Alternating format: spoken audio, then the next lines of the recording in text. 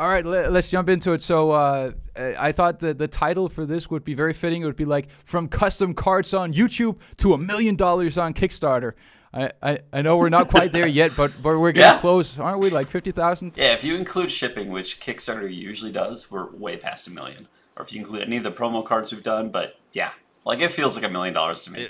With Patreon, you got to be above $1 million, right? Oh yeah, definitely. Yeah. All right, so this is normally this is the first video I've ever done in English on the channel. So for you that might be searching on this, you're searching Nostalgics because Nostalgics became a huge thing, and you're looking into like what videos have been on YouTube with Nostalgics.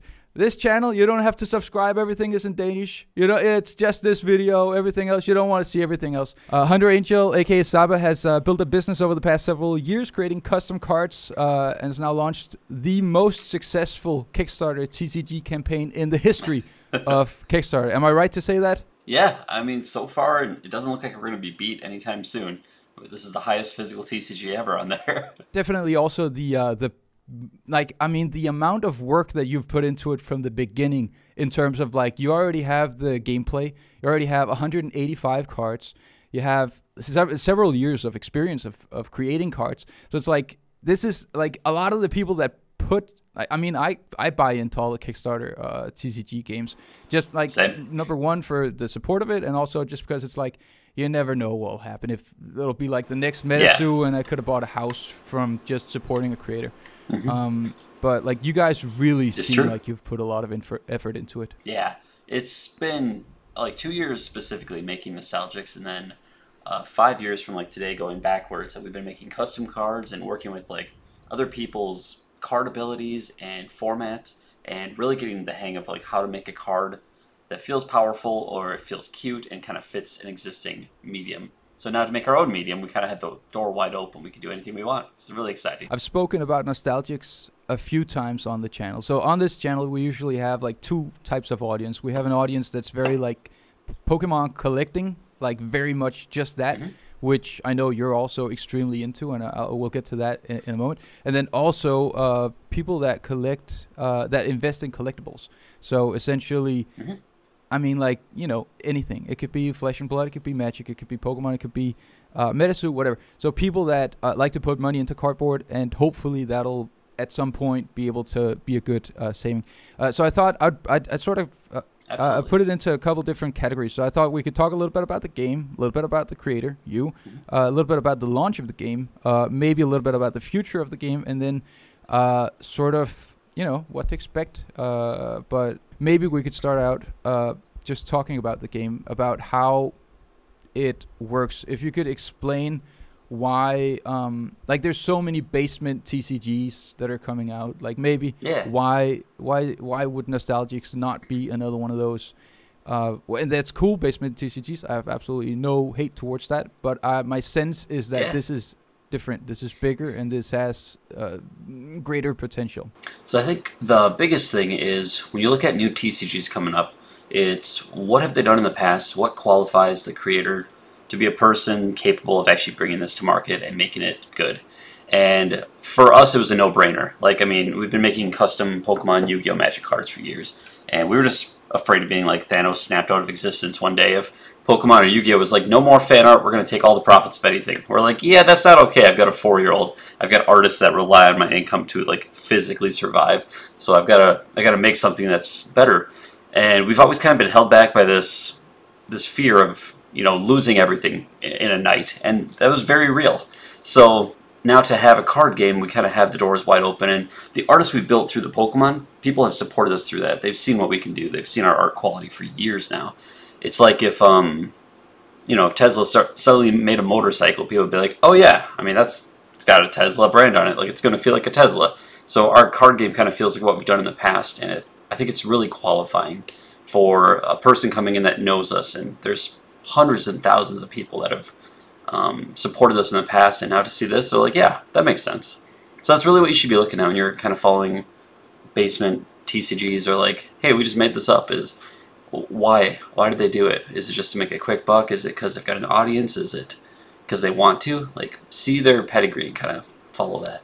But you seem to have a lot of experience in this. Like it's not just like I have a dream of maybe someday making a TCG. It's like you have been creating TCGs. I've seen your old videos, like your Ashes Greninja, of how you made it and how you printed the see-through sheets and all that stuff. That was 5 years ago. It's like half a decade of training and then creating the Saba web shop. And like the last I heard was like you had like 900 orders when the store closed? Yeah, we closed it. We had like 900 orders that final weekend, and we're still fulfilling them. My crew's been on and off with like, one had a gallbladder removed, so that's a pretty big surgery, and we're getting them back, and we still have like 250 left to go. Some orders are 3 cards, some are like 299 cards, and it's all handmade. Like, we've been making these for years. But the big thing with Nostalgics is like the artists that we pull in, they are seriously the best I've ever seen. And we really like that Pokemon look that kind of transcends the medium. It's not all traditional, it's not all digital. Pokemon's got everything. They've got, clay figures, they've got like full 3D, everything. And we really want to kind of follow that suit. And I feel like Yu-Gi-Oh! Gets a very distinguished style. Pokemon, you know what the characters look like, but their art on the card is so different card to card. That's kind of what we want to balance in. We've got that with the network that I built up. So it's really exciting to see what we can do with it. Nobody else seems to have an artist network like this quite yet. Maybe we can talk a little bit about the world of Nostalgics. So how exactly does it? Is it like? Would you? I mean, I already know, but maybe the audience don't know. So the creatures that exist in the Nostalgics, are they Pokemon that you evolve, like pets like in Pokemon, or are they creatures like Digimon? They're digital creatures, or are they spirits from pop culture, or are they maybe visited by spirits from pop culture? Like, how exactly does the world of Nostalgics work? Yeah, so the world of Nostalgics, we're on this world called Nostaram, and that's where all of our heroes and our fighters currently live. And our main villain, Shiga, basically is testing with this other world kind of overlapping on ours called the Void. And eventually him and his soul twin, Corvus, they're kind of born at the same time. They share this really weird connection. They're messing with it. Corvus ends up getting pulled into the Void, and he can always feel him at these times. And Shiga does this spell that basically opens the Void but pulls all these characters in pop culture across all the multiverse into our game. So it's like when people fall asleep, Lord of the Rings, Matrix, Pokemon, Yu-Gi-Oh!, MetaZoo, whatever, when all those characters fall asleep, they kind of get sucked into our realm in like a lucid state. And that's kind of the story, is we want to be nostalgic to these other properties, because I grew up playing Pokemon, Yu-Gi-Oh! Magic, and even Hearthstone, and I'm building a game with my experience of those. So to harken back to all the things that inspired me, that's really the main purpose of Nostalgics. And some of our fighters are unique to our world, like brand new ideas, but a lot of them should feel like if we took the inspiration for Pikachu and we took the inspiration for Agumon and we made something else like that and kind of referred to both of them, that's what Nostalgics should feel like. And everybody I've talked to finds one creature or one hero and they're like, ooh, that reminds me of this. And I'm like, yes, exactly. Very intentional. They're all kind of like creatures in the world and with inspiration from outside the world is probably the best way I can sum it up.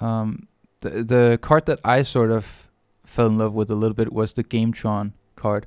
I mentioned that to you on Patreon, and that's a bit, to me, it's like I grew up with the Power Rangers. I thought they were the coolest thing ever, and that kind of looks like Megazords, and it looks like Goldar's wings, and it also kind of looks like an arc reactor in the and it kind of looks like a shield from Zelda, and it's like there's a lot of stuff that's sort of involved in it, and I really like that. Like, that's what drew me into it. At first I was like, well, I mean, it might be kind of like a it looks like a really good investment, and then I was like, yeah, I shouldn't. I mean, I've had 3 different levels of supporting on Kickstarter. I was like, I'll buy into it just because why not?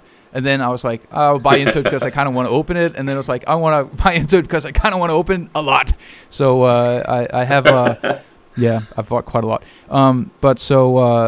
Actually, I just got a playmat of that Gametron that's selectively holographic, which I never knew you could do on a playmat. But I just posted that on our general chat on our Discord, and people are freaking out. It's 1 of 1. It's got the entire Gametron line, and it's like handmade holographic. It's really cool. So cool. And okay, so you're saying Gamatron line. So does that mean that, for instance, like do they evolve? Does the baby card dragon go to the jumbo card dragon to the booster box dragon? Is that how it works? Yeah. So we've got like 29 different evolution lines between all of our, I want to say like 95 fighters. And yeah, they basically evolve up. Gamatron is the one exception where you have to get all the different pieces, and then you can summon him from anywhere in your deck or graveyard. Yeah. Is that a part of the gameplay, or how does that work? Like, does that then make? All right, let's talk a little bit about the gameplay. So a lot of the people that listen to this channel are familiar with the gameplay in Pokemon. How far from Pokemon is Nostalgix? So it really is a fusion of those games I mentioned before. Nostalgix should feel like Pokemon, Yu-Gi-Oh! Magic, and Hearthstone with a few extra elements kind of spiced in and mixing it in a really creative way. So from Pokemon, we definitely have the evolution vibe, where you can evolve fighters into other fighters. We also have something like a prize counter system, where if you defeat 10 of your opponent's fighters, you win the game. You get prize counters for that, which we're calling portal tokens or portal counters. And then you can also defeat your opponent's hero, which is very much like a Hearthstone vibe. Your opponent's hero has 40 health, and it's really up to you as the player to decide, do I take out my opponent's hero or 10 of their fighters? You kind of have to balance back and forth between that. Yu-Gi-Oh! We've got something called a surprise card, which is very much like a trap card. You can place it face down and activate it when the conditions are right. And then a lot of our art kind of harkens back to Yu-Gi-Oh! And like combos on the card itself with abilities. And then Magic, we have a lot of like the mana system of Hearthstone Magic, and then equipment that kind of works similar to how Magic does, where you can equip it to like a fighter or a creature itself, or in this case you can also equip it to your hero. So we're kind of mixing all these things together, but it plays basically like all four of those merged together. It's really fun. By turn 3, you should know how to play. Yeah, I read that somewhere, like that the first round should be, you should kind of get the grasps of it from like testing it out, and then you should pretty much be set. I like that. And would you say that it's more directed towards, I would say Flesh and Blood is more of a grown-up game. I would say maybe that Pokemon is very playable for a younger audience. What would you say Nostalgix is? Nostalgix is approachable from an art standpoint. Like, we are neither fleshy nor bloody. You can come in and kind of just like, your kid can play if they're 6, 7 years old, and they're not going to be scarred or anything. And it still has the complexity that a person my age, like 30 years old, that played these games growing up, it's something that we'll feel connected with and have the depth that we're going to go, okay, I wonder if this combo would work, and it makes us want to play. So I would say, like kids, it's very approachable for them, but target audience would be like kids to my age, essentially, people that played Pokemon, Yu-Gi-Oh! Growing up. Cool. I'm curious to know about you. Like, what makes you capable of lifting the assignment of the way that I see Nostalgix is like there's always been like a crown prince to like where Pokemon has been the king, then there's always been like a crown prince of different generations. So we had Digimon, it was like the second best.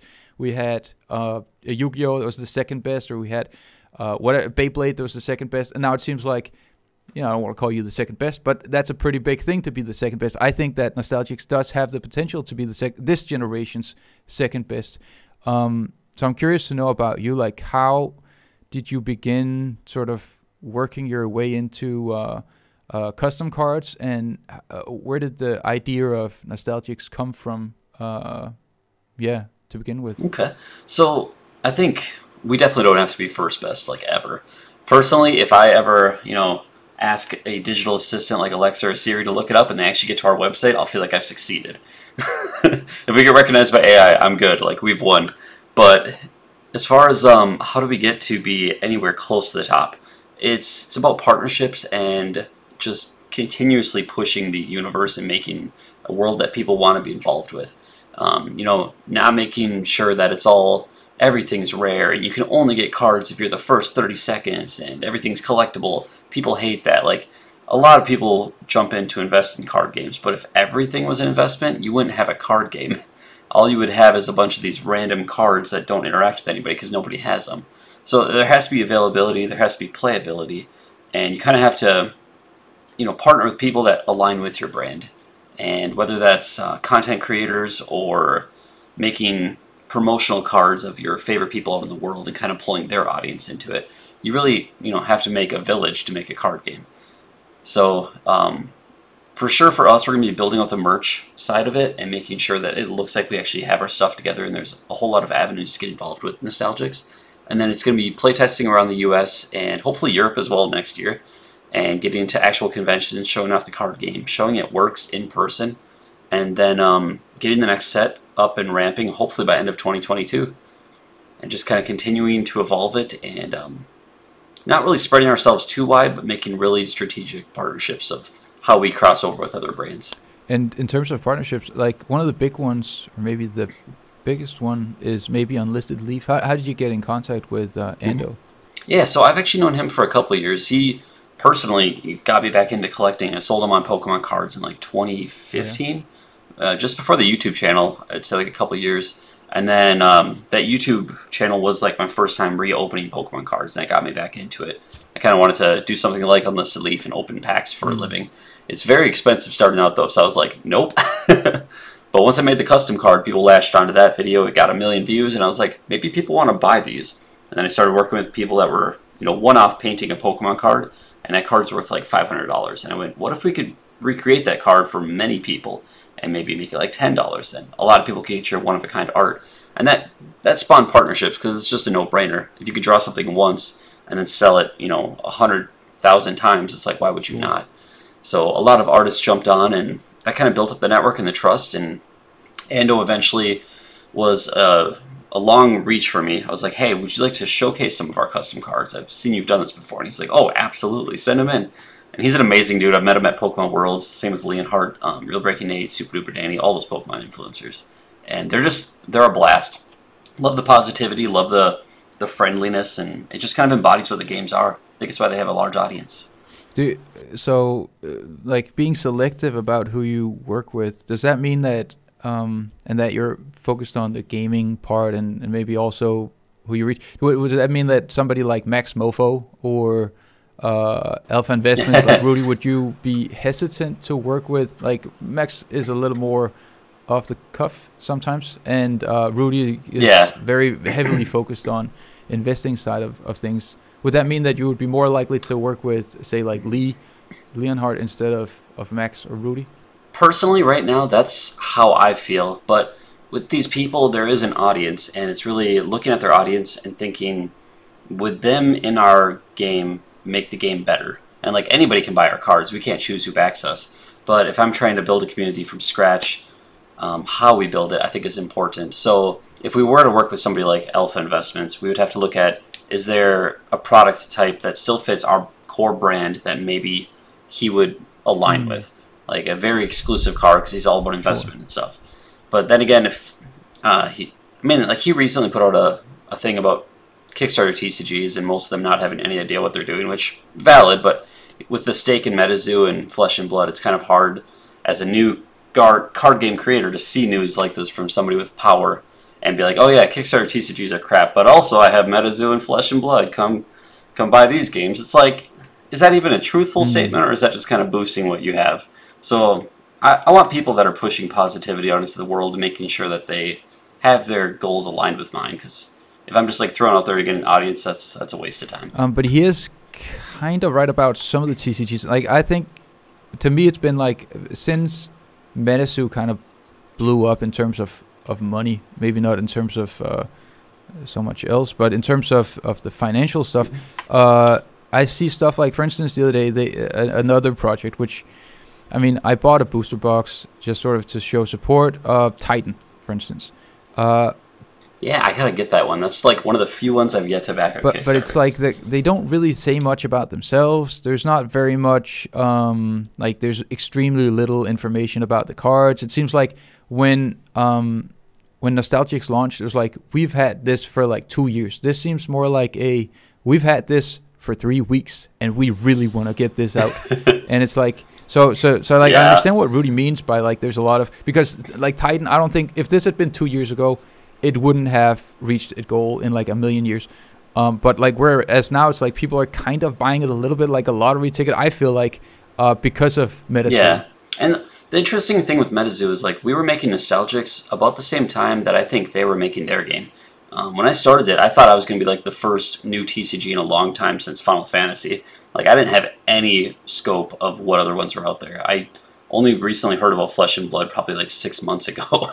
Like I was very closed into my lane, you know, make the game, make Pokemon cards. I didn't even look that far out. I got Final Fantasy and then Digimon, and I was like, oh, this is great, but no idea about Flesh and Blood or even MetaZoo at all. So it's kind of fun, like, if people ever say, oh, did you just start this because of that? I'm like, I didn't even know who you were. No, right? I mean, it shows that you've been working on it for a really long time. But so if you don't mind talking a little bit about MetaZoo, so it's like that to me, it's not like the greatest game, but I'm not super fond of the artwork, but it really went well. Do you think that do you think the game is good enough that it sort of lives up to the price, or do you think there's a certain hype to it, maybe due to people like Rudy mentioning it very regularly? So, I haven't myself played a game of MetaZoo. I only recently actually came across cards. I bought 4 Nightfalls and pulled a Mothman on like pack 2, so I just went, okay, I guess I'm good here. I'm done. Right. But I guess from like the card quality standpoint, it didn't seem like anything, like the physical paper stock, didn't seem like anything crazy that caught my mind. Like Digimon, the card stock is phenomenal, and I freaking love what Digimon did. So I haven't played a game. I really like the fourth wall breaks, and I think that's a cool idea. It basically negates tournament play at that point. It's essentially unplayable at a professional level, but it's really fun for like a house game, and I wonder if, I mean, maybe the partnerships are how it got as big as it got. I mean, you don't get to Post Malone opening a pack of MetaZoo if you don't have partnerships with like, who was it, Steve Aoki? Sure. Like, starting out with that, and then getting investors that are like celebrity level, and the partnerships are really where it's at. And that's kind of what I mean. Like, a single person making a card game is nothing. You really need a group of people to kind of help boost you. And it wasn't until we started getting a few community members that Nostalgics even blew up. There's a account on Instagram called Vivi, and Vivi's amazing. And she posted about it, and that kind of got to a bunch of collectors, and that boosted us up. And before that point, I wasn't getting a lot of social traction myself. So it really is the people you kind of surround yourself with. And I think for MetaZoo, now that they've got everybody's eyes on them, they're in Walmart and stuff, I'm sure we're going to see a lot more pulling it back and like making playability a thing so that they can kind of well round out what they've started. To me, I get the sense that you are very focused on the heart of the game, and that it's like it seems like a very honorable way of approaching the game. But I'm curious to know, like, how would you, like, obviously it would be fun, but like, how would you react when, because I'm pretty confident it's very likely that somebody like Logan Paul might in a year be opening up a Kickstarter booster box on a live stream, and you know, hyping up that he got the a Lucky Frog, or I don't know. Like, how would you feel about that? Like, that it becomes more of a, you know, like a financially hyped item more than just a collectible booster box. And that is the thing. I mean, you can't choose who backs you, and you can't really, once you put it out there, it's its own thing. And I will have no control over it. And I think to a degree, Mike's probably, you know, felt that too. Like, you put MetaZoo into the wild, and then, oh man, here it goes. Well, I guess we're going to keep, you know, running after it a little bit and seeing what we can do to propel it with rockets. But yeah, I mean, like, if Logan Paul opens a pack, phenomenal. Like, that's just great marketing for the game, and it gets more people into it. And end of the day, if our company can still have its doors open and can still create cards and product, like, I don't really care where it goes or who opens it. Like, as long as we've got money to keep making the game for new players and people are having fun with it, then it's a win. I just want people to, like, I made so many core memories playing cards and opening cards when I was a kid. I want to have a new platform for people to make those memories. Because some of the best core ones I've ever made were like playing against my siblings growing up, trading cards with my friends, and like for nerds that don't really ever go out and play sports or crap, this is kind of how we make those core memories and those friends. So if we're not doing that with Pokemon because of COVID and all these things, and we're kind of getting sick of Pokemon, I want a new platform where people can do that. And I think this might be it for a lot of people. I agree. Before we sort of leave the financial meme stuff, I saw you posting on on Discord the other day. You wrote a non-fungible toad NFT. Oh, I love it. Just to troll people that search Nostalgic's NFT on Google. Is that Yep. something that might be showing up anytime soon? So I don't think I'll ever, like, do an NFT with Not Nostalgics necessarily an unless... NFT, but I'm thinking more in terms of like a card that sort of pranks the NFT sphere. Oh yeah, definitely. Like either we do it in secret shards, which is like our promotional promo cards every single month, or we do it in like set 2. But I'm definitely wanting to make a Nostalgics NFT, but it's just a card. And it's super common, and it's like a penny, and everybody wants it. But like an actual true NFT, I don't think I'm going to do them unless it's so universally good for the environment that it's just like not even a question. Like 80% of it goes towards cleaning the ocean or something. Like I don't want to make money off NFTs. I tried it once with Zappa cards, and I sold like 3. And I went, well, this is a waste of time. And it's just kind of a flash in the pan until it actually has some real world use. Like maybe you go to a concert for Post Malone, we'll go back to him, and you get an NFT saying you went to that concert, and that gets you a discount on future concerts, then it's got value. If it's just a piece of digital art, I think it's just people trying to hype up nothing. Yeah, I noticed that there were a couple of the Subacard NFTs out there, and they seem like they've gone up in price quite a bit. How do you feel about like your old Subacards being all of a sudden, like, I mean, like for instance, okay, so Pokemon, you and I both enjoy Pokemon a lot. And yeah, you know, I don't want to flatter you, but let's just compare you to somebody like Ken Sugimori. Like his artwork, like from before Pokemon existed, is worth so much money. How do you feel about like cards that you created before Nostalgics, or cards that sort of the prototype, the what is it, gray stamped Day Zero, or like the first the prototype Day Zero ones? Yeah. Signed by you, like they're going for you know, like $1,000 already. Like a card that's signed by you from like 2 months ago are going for $1,000. How do you feel about that? It's really cool and kind of like humbling. Like I made these in my living room. Like I made them right here. I got my printers over here, and I'm getting an office in a month, but that's only because of you guys. So, and it's really neat. You know, like starting from literally nothing and making these cards for people, and now people are buying them for a lot more. We've even made like glass cards and metal cards, and I'm excited to see those kind of pop up and see how those are traded. But I don't think that, you know, starting out I ever imagined I'd have some kind of legacy with this, and that maybe people that are my son's age will one day be trading custom cards that I made. Like that's just an amazing legacy to leave for people. So yeah, trade them up, collect them all. I've had like 19,000 orders, so there's a few of them out there. But yeah, there's some really good ones in there. I definitely have fond spots in my heart for a lot of the custom cards I made, and I'm excited to get back to that level with Nostalgics and get the art rolling again. And for the people watching, there's a great video from Ando on Unlisted Leaf where he opens it up. I think it's halfway through his, not his latest video, but the one before that. Like halfway through, he opens up a package from you, and I was watching, and I was like, that is so fucking dope. Like that looks so great. But and then I was like, I gotta buy myself some cards, and it was like shop closed like a fucking month ago. So you know, what can you do? That is what it is. All right, so he's got like 3 different showcases. Like they're all amazing. Would recommend. Right. Absolutely. I enjoyed it very thoroughly. What about organized play? So I think that I like about on a Kickstarter, there's another TCG that's doing very well at the moment, which is the what's it called? The anime one. Grand Archive. Yeah, Grand Archive, right. And they seem to be having a lot of focus on the organized play, and I'm very happy about that. I don't read that much about organized play in Nostalgics.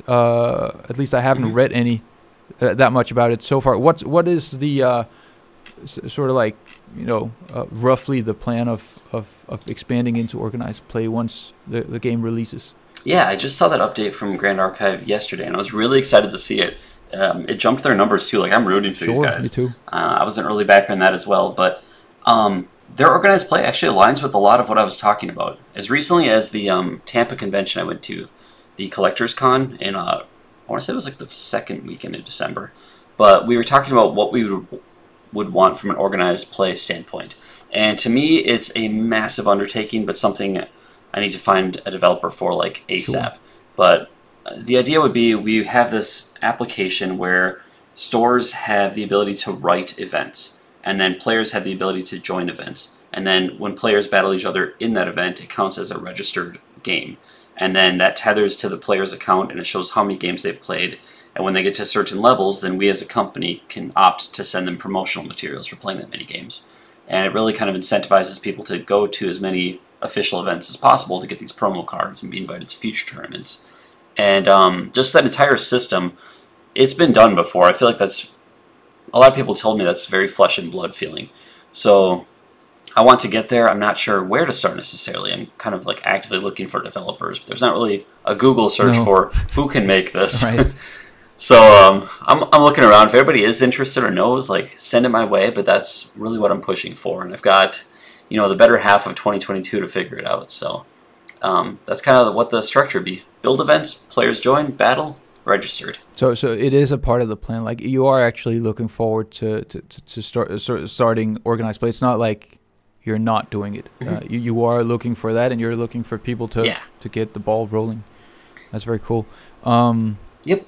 You're mentioning team a couple of times, like that you are creating, that you have a team, that you had a team from the Sabacards website, and that you've pulled a lot of those people, like the design team, over onto Nostalgics. But like, what do you expect the Nostalgics team to look like, say, like in 3 months? Like, do you have 3 employees? Do you have 5 designers that are sort of committed to full-time work? Or how do you see Nostalgics after the Kickstarter has finished and the ball is rolling?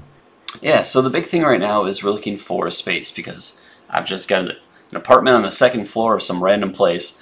So next month I'm actually moving to a house closer to an airport, so I can travel a lot more, and that also opens up me getting an office, which I just had a call about a couple hours before this. So getting the office is the first thing. I have a personal assistant essentially planned, so we're going to hire them on full time. I've got an art director planned. It's going to be one of our artists. That's the one that did the map of the world, right? That's so cool. Yeah. So we're hoping to do that. Still getting some legal counsel on how to hire people internationally. I'm actually looking to take one of our artists in Venezuela and move them to the U.S., because Venezuela is not doing very, very well, so we'd like to get them into a nicer living location. And then artist-wise, just kind of worked for hire. We've got 50 that we've worked with in the past, so no shortage of talent there. As far as like game design and helping me on the back end, I am looking for somebody with more of like a traditional business sense in the trading card game world.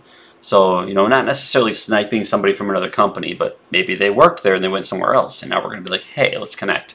So that's going to be one of the first people on my list, is finding that, and I'm sure that'll be nights and nights spent on LinkedIn drilling through people's back life and trying to find the right person. But I definitely want somebody who has the connections to make that happen, and there's a couple in mind, but we'll see where it goes. And obviously somebody to talk with like local game stores and handle that organized play communication. I've got distributors around the world that'll help to a degree, but I'd like to have somebody in-house to really feel that. It's so exciting. I'm so excited that it's becoming a thing. It's not just like a one-man thing, but it's like it's becoming something like real, like even more real.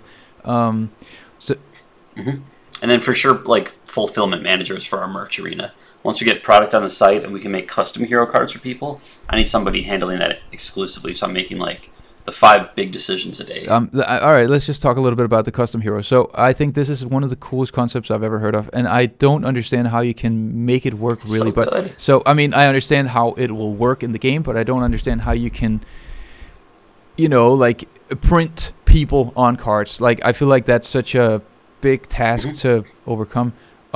So for those who don't know, so custom hero cards are, well, I guess it's better if you explain it. What are custom hero cards? Yeah, so right now we've got 10 heroes planned for our base set, and essentially you can take their health and ability as a combo and make a proxy version of it using kind of whatever art you give us, and we'll print it, and it's tournament legal. I mean, you can even like put the abilities of a hero on a Coke can and play with that, and it's still tournament legal. Like, I don't care what you use, but if you want it to be pretty, we can print it for you.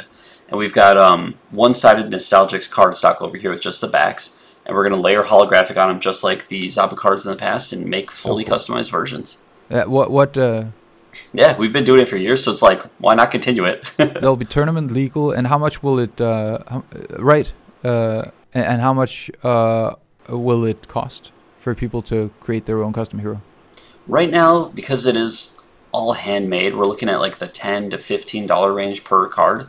And that's like with a premium holographic and as far as like the art, you're gonna have to get that on your own, and artists kind of charge, you Sure. know, whatever they will charge to animate you. But once you have the art and you send us the file, yeah, 10, I 15 don't understand bucks. how it can be so cheap. I mean, it's pretty much handmade, right? I mean, it seems like I mean I would buy a lot of cards of myself just to sort of like you know, because I'm, you know, I like myself apparently. I don't know, but I would definitely get a lot of the cards of myself, and I would assume a lot of people would do the same thing. Like it would. It's just, it seems like such Yeah. a big task, but it seems like such a cool thing. Like imagine having a custom Pokemon card. Like I mean, you remember when the president yeah. of the Pokemon company had like his 60th birthday or whatever it was, and he gave out that card that's like, Uh-huh. I don't even fucking know, like exactly, like, Ishihara and it's worth GX, so yeah. much. It's like what, $500,000. It's like, it's so expensive. Uh-huh. There's a Doug Ferguson one too that was like one of their production people, yeah. So I'm very much looking forward to that. So I'm you know, in terms of like stuff that's legal for tournaments, what about secret shards? I'm super excited about the Patreon page that you guys have going on. We have like the opportunity to choose between 1 or 5 packs of the secret shards promo cards, and I'm curious to know, like, you know, Yeah. you've given the designs of the first 2 ones. Is that are they tournament legal, or are they more for show? Yep, these ones will be tournament legal as well, and they'll be, like, so far they've been alternate arts. I don't know if we'll get into new abilities, but if we do, then those abilities might also be reprinted in the future. It's just the exact card combination of Sure. like the art and the ability that won't be reprinted.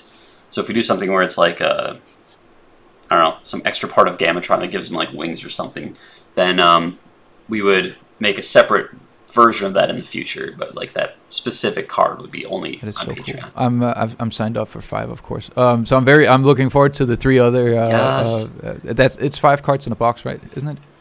Yeah. So you get all the same ones every box, but then it's just like, do you want more copies? All right. So there's not going to be a chase card or anything like that. There's not going to be one rotation spot or anything like that, right? Mm-mm. It's very much like how Magic does Secret Lair. Like you always get the cards you get. All right. What about in the? So I don't want to get back to MetaSuit too much, but they did a little bit of memeing with throwing in like Kickstarter boxes with orders. Would you guys be like? Are you open to having fun with sort of making jokes with people if you buy stuff from the website, or if you pre-order a certain thing, then you throw in something else? Mm-hmm. Like, would you think of that as being a possibility once the merch arena opens up? Yeah, I think once we actually have product and we have the warehouse that I'm looking at, then we can actually, you know, include stuff for free. And I've kind of done that in the past. Like I've got sticker packs that I just give into orders every once in a while. But yeah, eventually when we actually have product, I definitely throw in stuff for free. So in terms of the future of the game, so what I see as being like a really fun opportunity would be like cross media, like anything that would be like, you know, comics or anime or I don't know, fucking video games, Oh, even a yes. mobile app. Like, are there anything Mhm. that you can reveal? Because I mean, the amount of people that have signed up for Kickstarter and the attention that has come on to Nostalgics, I would assume that there have been companies that have been reaching out. Are there any of those? I'm just assuming, I don't really know. But if there are any companies that have reached out, are there any of those sort of, you know, cross-media ideas that sort of, you know, seem like a good idea to you? Yeah, so the big thing, first of all, is on Secret Shards, we want to cross over other worlds with us. And so, like, you know, if MetaZoo ever reached out, we would be like, absolutely, let's do a crossover and put some of your characters in our game and kind of have them, you know, merge the universes. And they haven't, but, like, I'm open to it. Other TCGs that have come out. I have Mike's email if you want it. Right? Hey, here you go. Otherwise, like, I've always thought Temtem would be an amazing one to cross over with. Just like they don't have a card game, they're very Pokemon-esque. We're kind of Pokemon-esque, and it just feels right. But like that, and then there actually is a comic universe that has some Dark Horse history with like actually getting their universe out there, and they're looking at crossing over with us. So that'll be the first one. And as far as like graphic novel, we're making one of those. We've started that. Really looking for like the main book illustrator, but we have the storyline essentially figured out. And that'll be fun. It's not like a free thing for backers because it's going to take way too long to make, but we're making it. And as far as like animated shows go, you really need that digital novel first to kind of give people a look at the universe. But then from there, if you work with an Asian studio, it's like $150,000 an episode. if you work with the U.S. studio, it's like $1 million an episode. So that's kind of a future plan, but definitely something on our radar. And the last category would be video games, and maybe even like a theme song. We've had a couple different people reach out for theme songs. Definitely a close friend of mine, Jason Page. Like, he's really, really wanted to make one, so... And am I right in thinking that Jason Page is the guy that did the Pokemon theme song? Yep, Pokemon. He also did D-Spirits, and he's been really interested in making a song with us, so I think I've got ideas for him, and I've got ideas for other authors or artists. So we'd almost make like an album, League of Legends style, where it's like a lot of different songs in our universe. That'd be amazing. So cool. I'm so looking forward to that. What about, so on the Kickstarter page, it mentions the Nostalgics World Championships taking place, I think, in Minnesota next year. Can you tell me a little bit about the World Championships? Because like, I'm flying from Denmark to go to Minnesota next year. I don't know when yet, but I'm very much looking forward to it. There you go. What are the plans for that?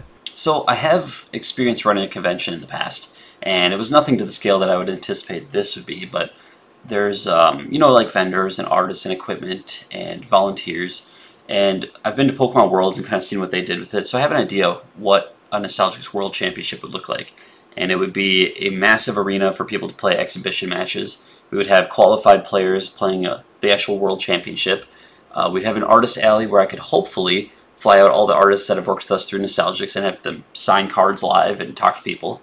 And then trusted vendors would also be there. And you could even have like a bazaar for players to swap cards back and forth. And I liked what Pokemon did where there was technically no cash deals on the floor. Like you had to trade product for other product. And I think it's a really cool way of doing it.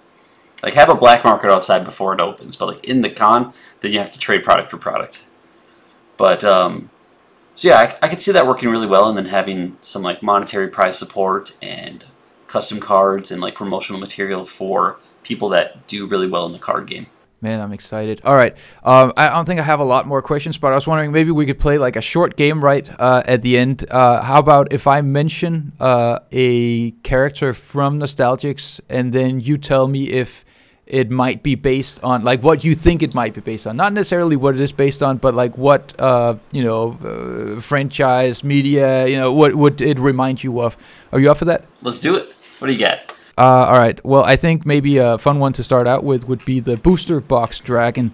Is that is that one that reminds you of any brands? So that one for sure was like, everybody's got a dragon. How do we make a cool dragon? And the style of it is very much Yu-Gi-Oh! And like a Blue Eyes White Dragon look.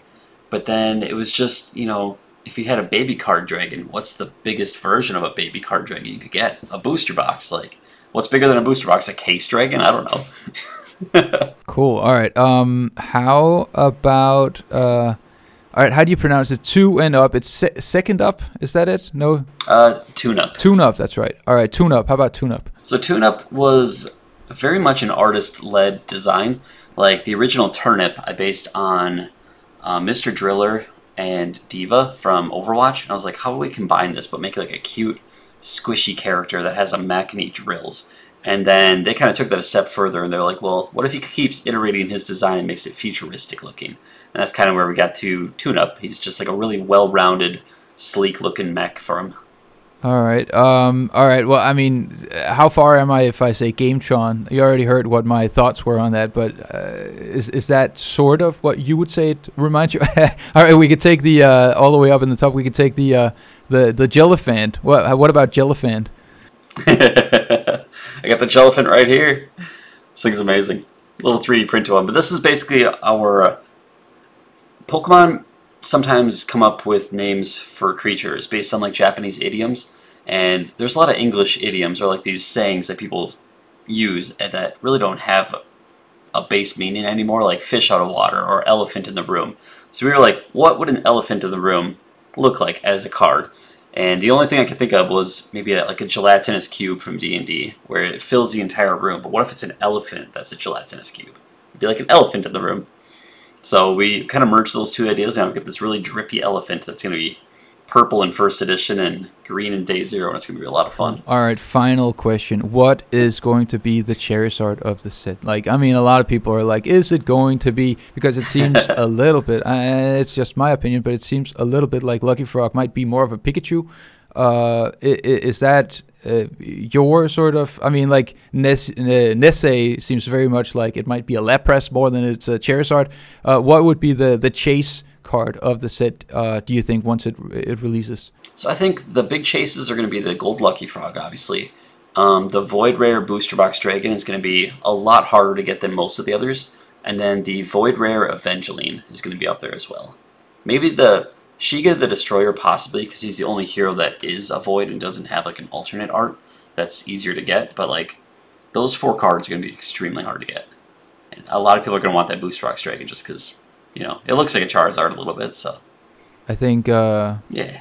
I think this is, I really think this is awesome, and I am very much looking forward to it. I hope you don't mind. I'll do a little bit of promotion right now. So the Kickstarter campaign, I'll just do a tip right here. The booster boxes are gone, right? The Kickstarter booster boxes, but the Endo boxes are still there. And for some reason, it seems like a lot of people are not noticing that there might actually just be a little sort of a special type of booster pack in the Endo boxes. Am I right in saying that? I mean, you're gonna get the Endo card, and then you're going to get the Day Zero packs in the Endo box, and like the booster boxes are out, but the Day Zero packs are still in there. So I've been seeing a slight tick up on those, which is nice because I want to sell as many as we can. Right now, they're only Kickstarter exclusive. So. It's and that's like, to me, I've had sort of my friends sign up because you can only get 10 boxes each, and I was just right after the Day Zero boxes finished. No. So I have of course, you know, a case of the first edition, and then I got several friends that bought 10 boxes of the Endo for me, so that I'll be getting my chance at opening up the sort of the first edition boxes, and I see that they're still available. So I feel like that's like the best place to start out, is like picking up the Endo boxes. And honestly, like the first edition is amazing right now because we've changed all the Void Rare fighters from Day Zero to first edition. So like you've got a reason to collect it. GameTron looks so cool. Yeah. Oh, he's got an even better one now. Like on our Discord, we changed it from him jousting to just like being really powerful looking at the screen, and he's got like a mask that retracted. It's really good. I look forward to it so much. All right, well, I think that's it. So there will be a link in the description for the Kickstarter. If you're seeing this in the future, well, I'm sorry to say this, but at one point you could buy these things for next to nothing on Kickstarter. So go on eBay, search for, pay thousands of bucks for what we'll be enjoying in a few months for a very, very low amount of money. As an investment, personally, I see it as a complete no-brainer for me. Like, I am looking at that and I'm like, this is such a beautiful set. And the biggest issue is just I'm going to have such a difficult time saving it and not opening it. But that'll be a problem for that point in time, I guess. Saba, thank you so much for joining me, and I appreciate it very much. And go follow the Kickstarter and the Patreon, and yeah, let's see where this game goes. Absolutely, my pleasure. Nice to be on here, and thanks for the time. I loved it.